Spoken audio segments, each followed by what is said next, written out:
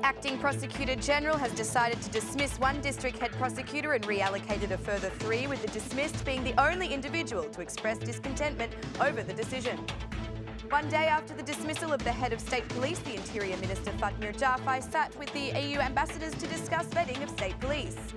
The Builders Association explains that despite an increase in the issuance of building permits, other factors result in a pessimistic outlook for the sector being maintained. Good evening. It's 6 o'clock on Tuesday, the 9th of January 2018. Welcome to the English edition of Aura News. My name is Alexandra and I'm here to bring you the day's top stories from across the country translated into English. And big news today as the acting prosecutor general, Marku, has decided to dismiss one district head prosecutor and reallocated a further 3. Dritan Gina was released from his duty, with Ardian Neja taking over as the head prosecutor in the Elbasan district.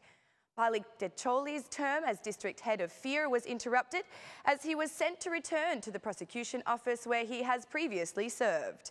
Fatmir Lushi is the newly appointed head of the accusation body in Fear. Artur Ismailukai will no longer head the district of Kukas, instead also returning to the district where he has previously served. In his place, Alketa Nushi was appointed.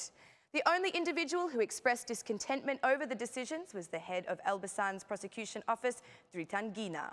He was also the only one who was not reallocated to another role, instead being outrightly dismissed. He reacted by emphasising that he does not accept the decision.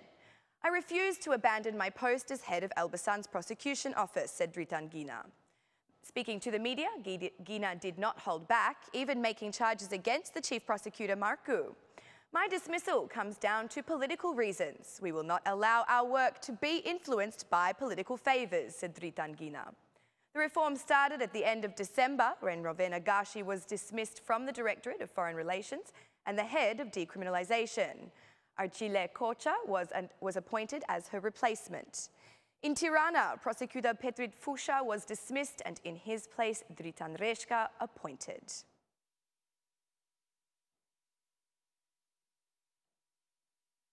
After the vetting injustice, another institution is being prepared to scan its employees. A few days ago, the Interior Ministry submitted to the Law Commission the draft law for the transitional assessment of State Police, Republic Guard and the Schutzche BA. This draft law has been drafted in consultation with other diplomatic headquarters in Tirana during a roundtable meeting organised by the Ministry of Interior. Interior Minister Fatmir Jafai stated that the legal initiative aims to build strong institutions with professionals and employees of integrity. This is a difficult reform, but a reform that is necessary under the current conditions. We ascertain that in the ranks of the state police, there are those who have problems with integrity and professionalism. This undoubtedly has direct consequences on the efficiency and quality of the work by state police, said Fatmir Jafai. Ambassadors expressed their support and appreciation for the proposal and confidence over the quick results it will achieve. Minister Jafai said that the law has been drafted according to the best standards based on the experience of the vetting law within the justice system. According to him, the roundtable with partners is an important step for a collaborative process. Jafai went on to call for involvement in the monitoring of the processes of implementation.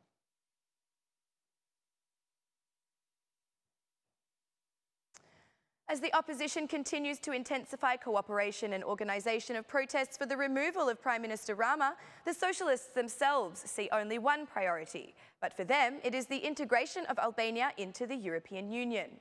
At the headquarters of the Socialist Party, the leadership meeting took place today, where even though the Prime Minister himself participated, he preferred not to make any statement regarding the opposition's announcements. National Assembly decisions and party organisations remained the focus of the meeting. At the end of the meeting, MP Elisa Spiropali emphasised that co-governance with the citizens and the opening of negotiations with the European Union remains their top priorities. "We will work on the European agenda of Albania," said Elisa Spiropali. MP Spiropali considered the efforts of the Democratic Party and the Socialist Movement for Integration as noise aimed at damaging the image of the country.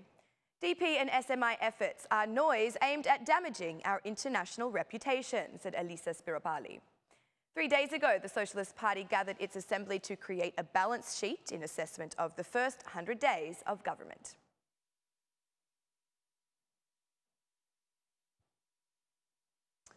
All those citizens involved in an accident with an uninsured or unidentified vehicle during 2018 will be able to receive compensation for the damage affected.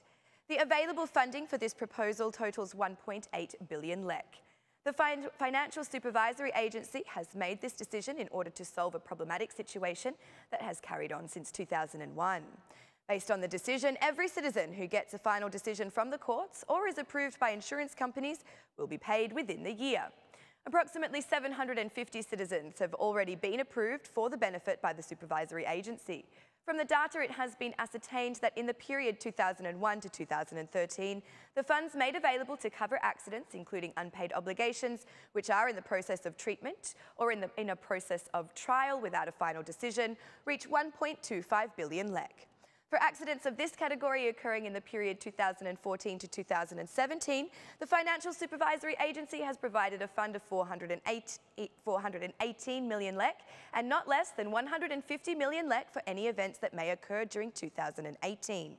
The AMF board orders the Albanian Security Bureau to pursue the procedure of immediate settlement of unpaid obligations for cases in which the bailiff treatment processes have been exhausted by a final court decision. The value for cases in this category is about 923.3 million lek.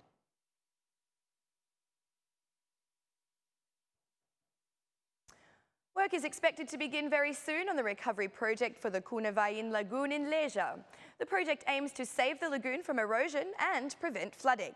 Minister of Tourism and Environment, Blendi Klosi, was present during the field inspection of the area where intervention will commence. He said that this project also foresees the reforestation of the area.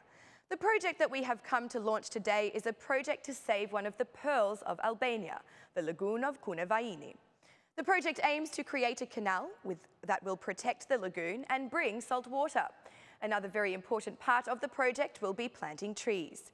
By 2020, we will plant 2,200,000 trees as part of the project of Kunavaini, as well as the project that supports this infrastructure. We will seek full reforestation of the area, which will serve the fauna, said Blendi Klosi. The project, titled Protection of the Kunavain Lagoon through Ecosystem-Based Adaptation, is in the initial phase of implementation and is expected to end late 2019. In the meantime, hunting and cutting down of trees is prohibited in this area under the issuance of 2 separate moratoriums.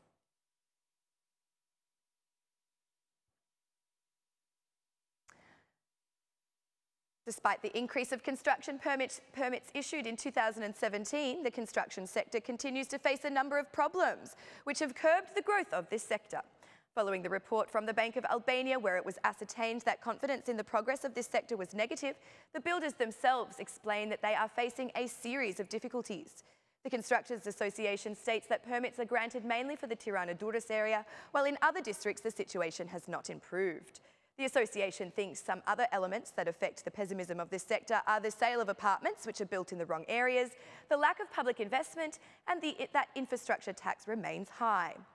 A reduction on sales and infrastructure taxes will positively impact public investment, said the association. The Bank of Albania, in its report, announced a decrease in the construction sector, with also a decrease in confidence compared to the first 3 months of last year.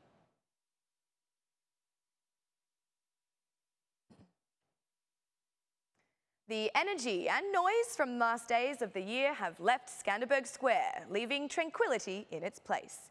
Employees of the municipality are cooperating with the private operators for the removal of the rides, which serve not only children, but also some adults for over a month. The square has been returned to the pedestrians thanks to work over the past 2 days. The citizens themselves prefer a square with more space for them and which offers tranquility. Better a quiet space and without shops or bars, was the rhetoric of some citizens. The Skanderberg Square retraining project has now entered the 2nd phase of work, and within this framework, the vehicle traffic plan has been changed. The square was turned into a festive oasis in the last days of the year, with music and activities for every age group.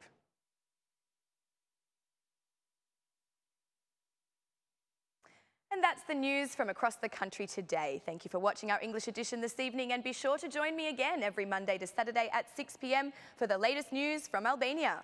Once again, on behalf of Aura News, thank you and good night.